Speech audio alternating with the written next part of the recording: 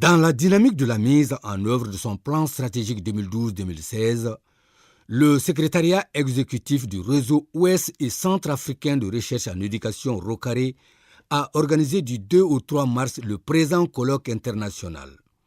Le colloque a connu la participation des coordinations des 17 pays membres du ROCARE à l'exception de celle de la Sierra Leone. Il a pour objectif de mettre en place un cadre d'échange visant la capitalisation d'expériences et de réalités susceptibles d'apporter des réponses aux difficultés socio-éducatives et économiques que rencontrent actuellement nos sociétés. Thème retenu, éducation et formation pour l'intégration, la paix et le développement socio-économique en Afrique. Après les mots de bienvenue de la coordinatrice nationale adjointe du ROCARE Mali, le président du conseil d'administration du ROCARE, professeur Adjibade Kazali Adegoke, a insisté sur le thème du colloque et ses liens avec l'agenda post-2015. Our thanks and gratitude go also to all the invitees and participants for honoring our invitation. Your Excellency, the Prime Minister, ladies and gentlemen, this colloquium is a strategic intervention aimed at taking stock of how the content and context of educational policy and practice have impacted positively or negatively on the attainment of peace, integration, and socio-economic development on the continent. The holding of the colloquium at this time is not an accident. The year 2015 is a year of strategic interest to all educationists, policymakers, development workers, and all stakeholders in Africa, in particular, and the world at large. The world has been working to achieve the Millennium Development Goals with benchmarks to be attained by the year 2015. La directrice du Bureau régional pour l'éducation et le développement de l'Afrique, Mme Anne-Thérèse Ndondiata, a rappelé les statistiques actuelles montrant que l'Afrique accuse un retard important et prend une position de consommateur de la recherche. Elle a également insisté sur la place plus grande que devrait prendre la recherche, ce qui exige un accroissement de son financement. L'Afrique est en retard. Nos universités produisent moins de 0,7% du nombre global d'articles scientifiques. En Afrique subsaharienne, il y a seulement 80 chercheurs par million d'habitants, alors que la moyenne mondiale se situe à 1041 chercheurs par million d'habitants. Eh bien, qu'il y ait des gains importants où nous avons augmenté notre part annuelle de production de la recherche de 0,80% en 2003 à 0,72% en 2012. Nous représentons moins de 1% de la production mondiale, alors que nous avons 12% de la population mondiale. Ça représente que l'Afrique reste toujours à consommer tout, consommer le savoir, consommer les biens matériels et tout. Et donc, par les chercheurs, on doit dépasser ça. Le chef de file des partenaires techniques et financiers du secteur éducation au Mali a établi des liens entre éducation et développement socio-économique. Il constate que les données actuelles demeurent en deçà des attentes et les projections peu reluisantes, exigent que la recherche s'investisse pour suggérer des stratégies. C'est la recherche qui permet d'orienter les stratégies et les programmes pour structurer les systèmes d'éducation, de formation et d'emploi. En tant que partenaires techniques et financiers, nous réitérons notre disponibilité d'accompagner ces importants défis et aussi dans la recherche scientifique. Je vous remercie. Le ministre de l'Éducation nationale, représentant le Premier ministre M. Modibo Keïta du Mali, M. Keneko Barthélemy Togo, a salué l'engagement du Rocaré dans la recherche en éducation depuis 25 ans. Il a aussi estimé que les travaux de recherche du Rocaré sont caractérisés par leur qualité et leur pertinence. C'est donc pour toutes ces raisons que le gouvernement du Mali a récemment octroyé un siège au Rocaré afin de lui offrir de meilleures conditions de travail. Il a encouragé le Rocaré à poursuivre ses travaux de recherche dans le champ de l'éducation avant de déclarer ouvert le colloque international de Bamako. Chères autorités du Rocaré, la renommée internationale du Rocaré dans le domaine de la recherche scientifique se justifie par la qualité et la pertinence de ses multiples travaux de recherche particulièrement axés sur les enjeux et défis majeurs de nos systèmes éducatifs. Votre appui constant au développement et au renforcement des capacités des jeunes chercheurs et enseignants du supérieur dans le domaine de la recherche en éducation, en l'occurrence dans toutes les composantes de la méthodologie de la recherche scientifique. Le nombre impressionnant et le potentiel de vos chercheurs disséminés presque partout dans le monde. La participation forte de la classe féminine dans vos activités de recherche. Votre foi en votre credo. Donner un visage africain à la recherche en Afrique pour faire valoir l'expertise africaine. Cet engagement constant vous donne sans aucune réserve le mérite et la légitimité de toute cette reconnaissance. C'est aussi la raison pour laquelle, en plus de l'accord cadre que nous avions signé avec vous, le gouvernement malien a décidé de vous attribuer un siège pour améliorer vos conditions de travail en vue de vous permettre de mener à bien votre activité. Les travaux sont organisés autour de la communication inaugurale, de la projection de documentaires, des tables rondes et des ateliers. La communication inaugurale. Dans sa présentation de la communication inaugurale, le secrétaire général du ministère de l'Enseignement supérieur et de la Recherche scientifique, professeur Sékou Bouadari Traoré, partant de l'examen de la crise actuelle au Mali en 2012 et sa résolution en cours, a démontré le rôle de l'école comme un moyen de développement de la paix. C'est pourquoi le Rocaré se présente comme un instrument de recherche bénéfique qu'il faut encourager et soutenir. Le secteur privé, notamment les entreprises, sont de plus en plus interpellés pour participer au financement de l'enseignement supérieur. Les entreprises sont-elles les seuls secteurs pourvoyeurs de ressources pour nos États? Quelle stratégie d'implication des autres secteurs économiques dans le financement de l'enseignement supérieur? Autant de questions qui mériteraient réflexion pour mieux orienter cette question du financement dont les enjeux sont énormes. Je reste convaincu que le Rocaré saura relever toutes ces interrogations en y apportant des analyses approfondies à hauteur de sa grande expertise, désormais reconnue en Afrique et dans le monde. Les tables rondes. Dans son exposé introductif à ces tables rondes, le modérateur général Mamadou Ndoye a rappelé la vision de l'Afrique élaborée en 2009. Une Afrique intégrée, prospère et en paix, dirigée par ses citoyens et constituant une force dynamique sur le plan international. Le point de départ que j'ai choisi d'aborder avec vous, c'est la vision du futur de l'Afrique. En 2009, l'Union africaine a formulé une vision du futur de l'Afrique sur laquelle l'ensemble des pays africains se sont entendus. Je vous cite la formulation de cette vision. Une Afrique intégrée, prospère et en paix, dirigée par ses citoyens et constituant une force dynamique sur la scène internationale. Voilà la vision que nous, continent africain, nous nous proposons de construire. La construction de cette vision soulève des problématiques qui sont relatives même à notre thème. D'abord en termes de défis.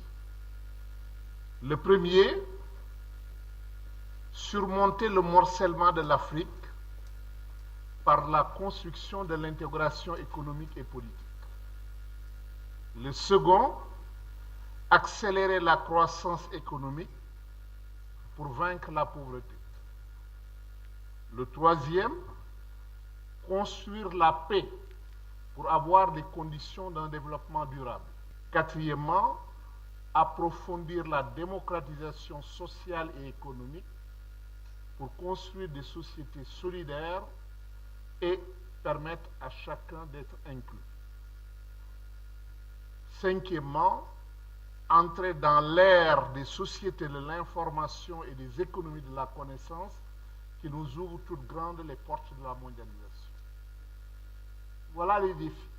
Les deux premières tables rondes ont porté sur la thématique générale: éducation, formation, intégration et développement en Afrique. La qualité et la pertinence d'un système éducatif ne peut pas dépasser celle de ses enseignants.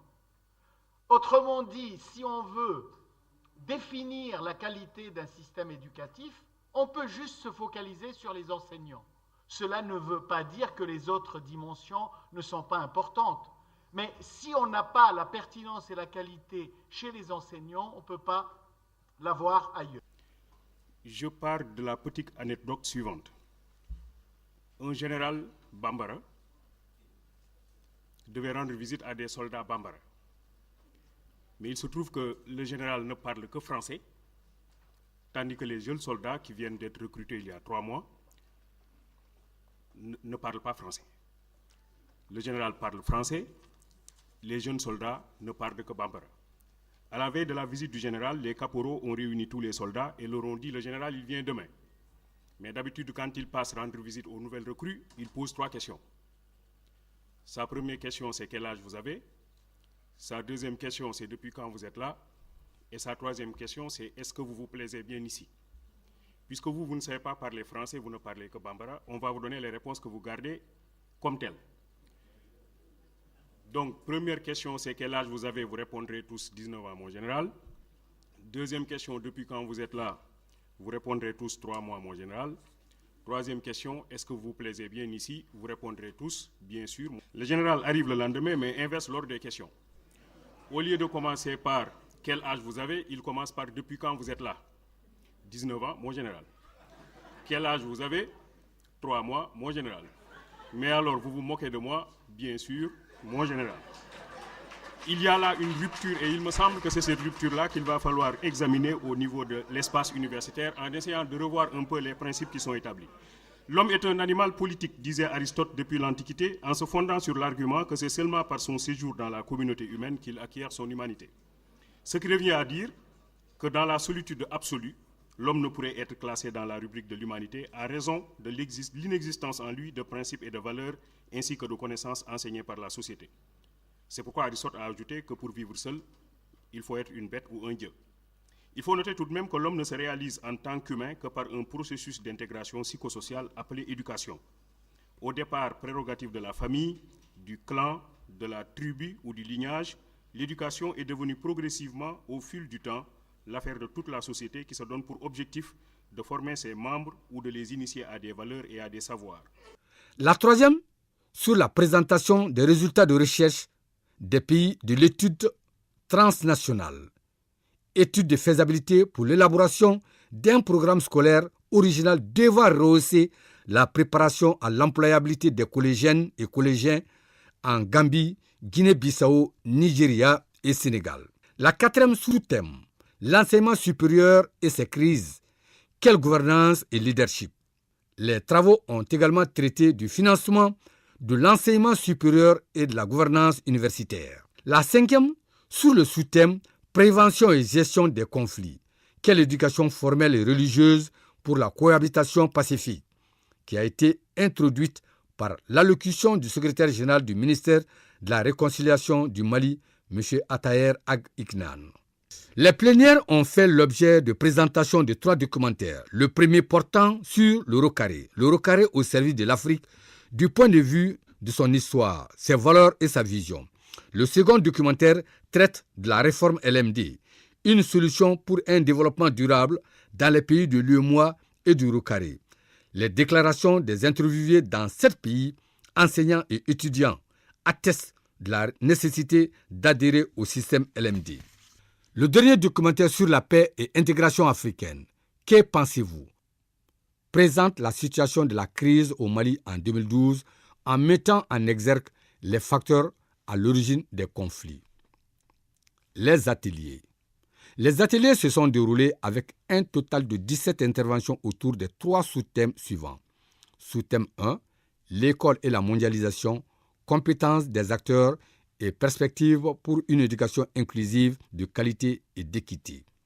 Sous-thème 3, l'enseignement supérieur et l'employabilité. Quel enjeu? Perspective pour l'employabilité des diplômés. La fin des plénières a été marquée par l'allocution éloquente, instructive et interpellatrice de l'enseignant-chercheur et communicateur traditionnel M. Amadjadje Sango du Mali. Mesdames, Messieurs, nous allons parler de paix et de réconciliation par la culture et je considère l'école comme un canal de transmission de la culture. Je ne parle pas de votre école dans les 4 murs. Je ne parle pas de votre école où on baptise les savoirs. Je ne parle pas de votre école normative. Je parle de l'école de la vie qui amène l'homme à approcher l'homme, qui amène l'homme à intégrer l'homme, qui amène l'homme à considérer en l'autre son frère, son autre, moi-même. Je vous parle et je dis ici et maintenant que je salue en vous le pouvoir, je salue en vous l'avoir et je salue simplement en vous le savoir. 6 caractéristiques du savoir. Est-ce que vous les maîtrisez? Le savoir, vous l'avez distribué sans abîmer vos compétences et vos qualités. Première caractéristique. Le savoir, on a déjà rencontré des anciens chefs, des anciens présidents, des anciens Richard. A-t-on déjà rencontré un ancien savant? Le savoir. Quel est le pouvoir qui n'a pas besoin de lui pour se faire garantir? J'ai dit le savoir. Quel est le financier, le richissime qui n'a pas besoin de lui pour se garantir? J'ai dit le savoir. Qui est l'homme de savoir qui se fait flanquer d'un garde-corps? Le savoir. Qui est le savoir qui ne se protège pas et ne protège pas l'autre? Êtes-vous dans cette dynamique? Est-ce que votre savoir et votre école m'a appris à me rapprocher de mes origines et de mes sources? Moi, griot communicateur, a certainement fait des universités, peut-être par accident. Mais laisse que je te parle de l'histoire de l'Afrique, que je te dise que la race africaine par excellence est le Peul. Guideli et Gadali et Gandabifali, pour le de Gondoude et Ngonga, Ngonga, Gondoude et Sobe. De Saint-Louis du Sénégal au Cap en Afrique du Sud, chaque pays a son Peul. N'est-ce pas là un motif de paix, de rapprochement et de culture? Je dis, laisse-moi te parler de mon Afrique qui a créé en 1236 Kouroukanfouga, 44 articles. Kouroukanfouga, 44 articles et qui a réuni l'ensemble des chefs de guerre, qui a réuni l'ensemble des chefs de tribus, qui a réuni l'ensemble des sensibilités pour faire de l'Empire du Mali un havre de paix avec un régime, avec une constitution, avec une démarche. N'était-on pas en avance sur l'Occident? Laisse-moi te parler de mon Afrique, celle que j'ai besoin de connaître et que j'ai besoin de savoir, celle que j'ai besoin de capitaliser, celle qui a parlé du souffle dont Birago Diop fait l'éloge. Quand j'entends la voix de l'eau, quand j'entends la voix du feu, quand j'entends la voix du vent dans le buisson, quand je communique entre le formel et l'informel, c'est cette Afrique que je revendique. Je n'ai pas dit que les technologies de l'information et de la communication sont des inventions vaines. Non, c'est des outils qui me permettent de t'approcher dans le formel et dans l'informel. Mesdames, Messieurs, les communicateurs traditionnels que j'ai l'honneur et le plaisir de représenter ici vous invitent à la connaissance et au savoir. La connaissance, c'est connais-toi toi-même. Quand tu te connais, tu connais les autres. Quand tu connais les autres, tu les admets. Quand tu les admets, tu les tolères. Quand tu les tolères, tu partages. Quand tu partages, tu crées une communauté d'idées et d'actions. Quand tu te connais, tu as confiance en toi-même. Tu t'assumes. Tu assumes. Tu n'attends pas que des valeurs te soient dictées de l'extérieur. Tu n'attends pas qu'on t'impose des idées de l'extérieur. Tu les crées, tu les gères, tu les suggères. Connais-toi toi-même, c'est t'estimer. Quand tu t'estimes africain, tu revalorises les valeurs sociétales cardinales. Lesquelles? Les valeurs de tolérance, les valeurs de paix, les valeurs de justice et les valeurs d'équité. Sur cette base et sur ces valeurs, tout ce qui est périn a été construit. Sur ces valeurs, tout ce qui est durable a été construit. Est-ce que nous avons des universités pour rebraquer les phares sur nous-mêmes? Est-ce que la connexion va se refaire avec nous-mêmes? Est-ce que nos savoirs endogènes seront mis en honneur un jour? Est-ce que l'enfant africain sera abrévé des valeurs cardinales sociétales de chez lui?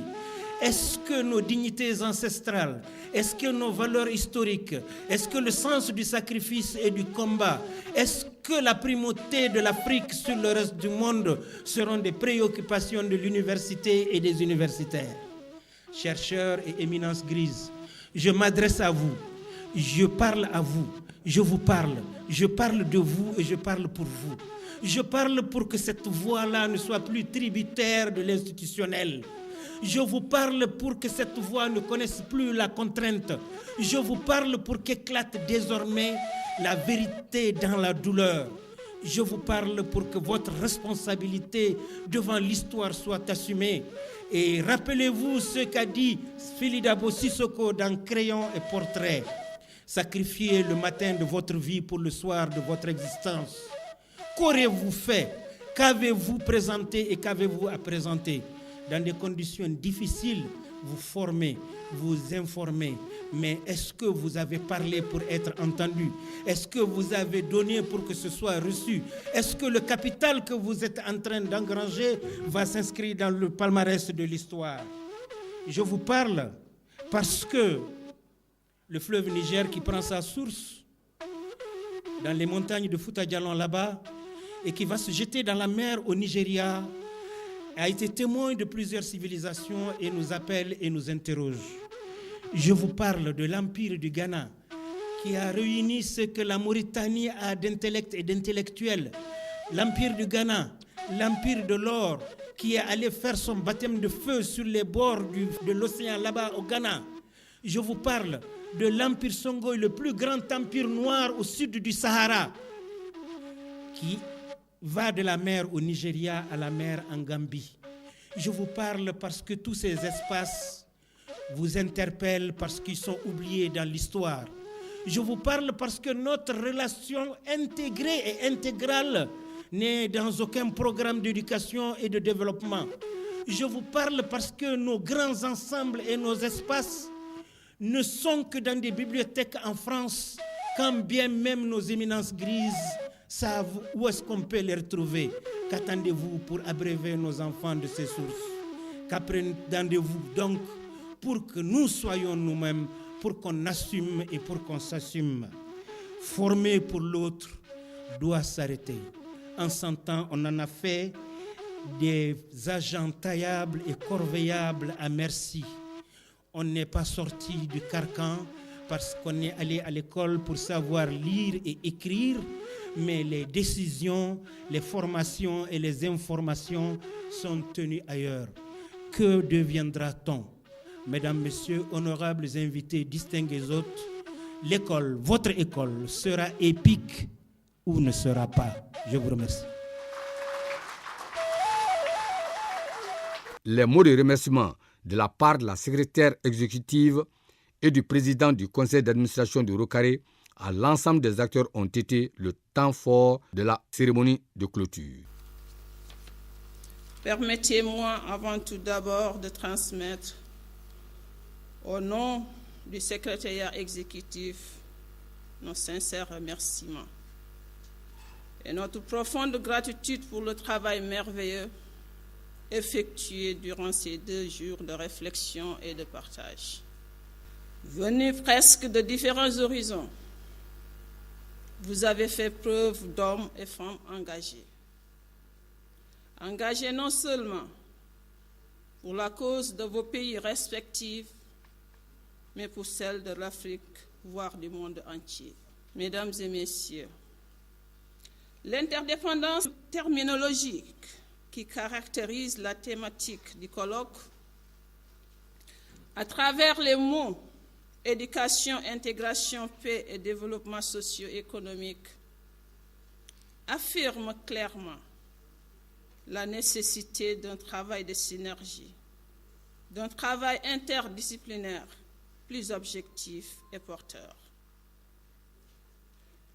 Il ressort de cette rencontre que l'éducation, bien qu'elle soit le socle de toute perspective de développement et un droit pour tous, ne peut réussir sa mission dans un monde où les valeurs relatives à la paix et à l'intégration demeurent ignorées, voire bafouées. Ainsi, le développement qui en est aussi le produit ne peut perdurer dans un monde où une bonne partie des populations vit dans la pauvreté. L'analphabétisme et l'élitisme, produit de la non-scolarisation, la sous-escolarisation et la déscolarisation prédominent.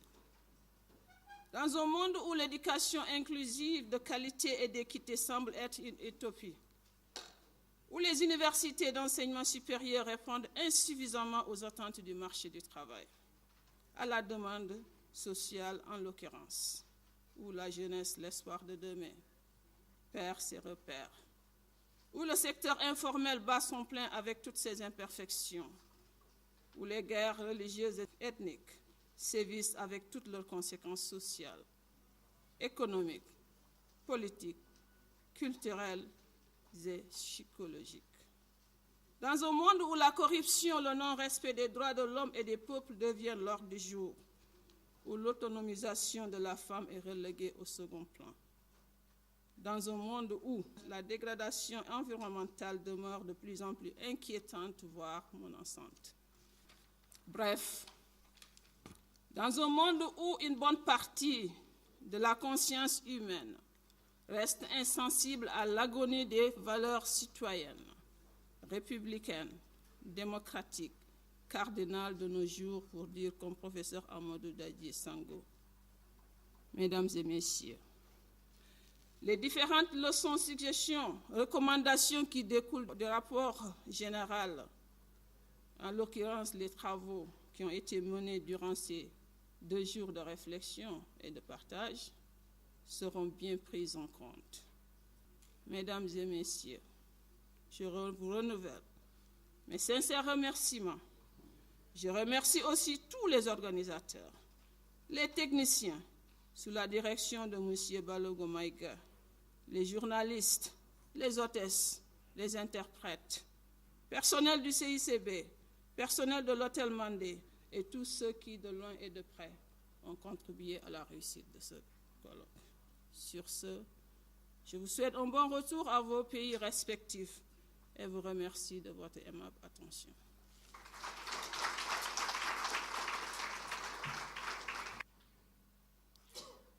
My general observation is that it is a job well done. And I will crave the indulgence of the minister to please allow me to ask the executive secretary to stand up and take a bow.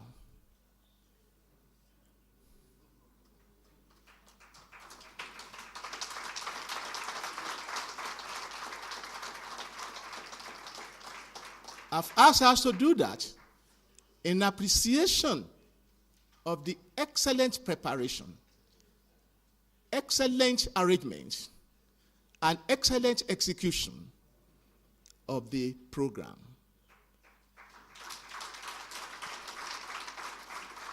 And by doing this, I'm asking her to take a bow on behalf of all the members of the planning committee, the local planning committee.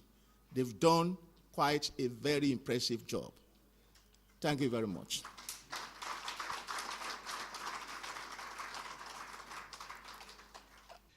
Et c'est au tour du ministre de l'Enseignement supérieur et de la Recherche scientifique du Mali de féliciter l'ensemble des participants pour les résultats obtenus et déclarer clos le colloque international de Bamako sur l'éducation et formation pour l'intégration, la paix et le développement socio-économique en Afrique. J'ai tenu à vous citer un dernier pour joindre mes félicitations et encouragements à ceux qui m'ont précédé, en particulier Monsieur le Président du Conseil d'administration. Je puis témoigner ici l'ardeur que vous avez mise à organiser ce colloque et je tenais à en faire témoignage public.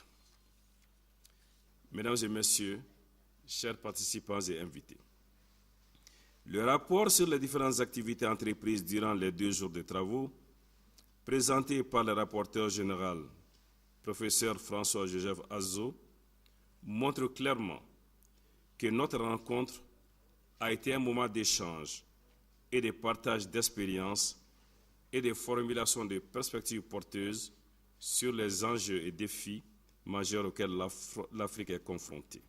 Cette orientation phare, que je salue, donne au Rocaré le mérite d'être inscrit sur les plus belles pages des annales de l'histoire éducative et de celle de la recherche scientifique en Afrique. Par conséquent, je vous promets, Monsieur le modérateur, de le restituer aux plus hautes autorités et je gage avec vous que vos attentes seront comblées. Ce colloque a été possible grâce au soutien financier, technique et institutionnel de la Direction du développement de la coopération suisse DDC, de l'Union économique et monétaire de l'Afrique de l'Ouest UEMOA, de la Banque islamique de développement BID, de l'Ecobank du Mali, du ministère de l'Enseignement supérieur et de la Recherche scientifique, du ministère de l'Éducation nationale, du ministère de la Réconciliation et du ministère de l'Emploi, de la Formation professionnelle, de la Jeunesse et de la Construction citoyenne, du ministère de l'Évaluation des politiques publiques, de la Gouvernance et du Dialogue social du Bénin, du BREDA UNESCO, de l'ADA, d'Andal et Pinal, de l'Université de Genève. La rencontre a été aussi honorée par la présence d'éminentes personnalités comme le ministre du Développement rural Bokar Treta, le médiateur de la République Baba Hakim Aïdara, l'ancien ministre de l'Enseignement supérieur et de la Recherche scientifique M. Amadou Touré, l'ancien ministre de l'Enseignement supérieur et de la Recherche scientifique professeur Moustapha Diko, l'ancien ministre de l'Enseignement supérieur et de la Recherche scientifique M. Younous Ahmed Diko, du recteur de l'Université des sciences sociales et de gestion, professeur Samba Diallo.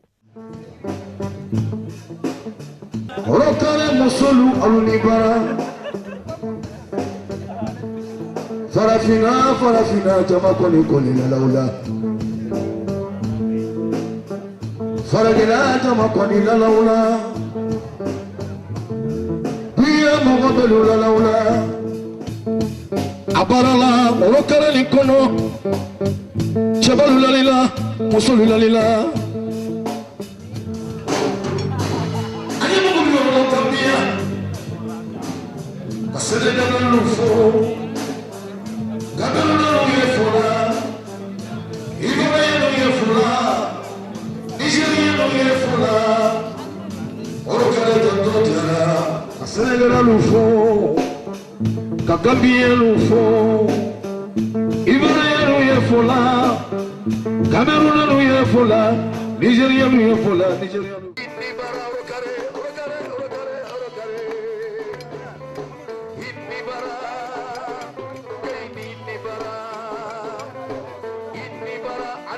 Chacha, Aunibara, Anibara, Andong Chacha.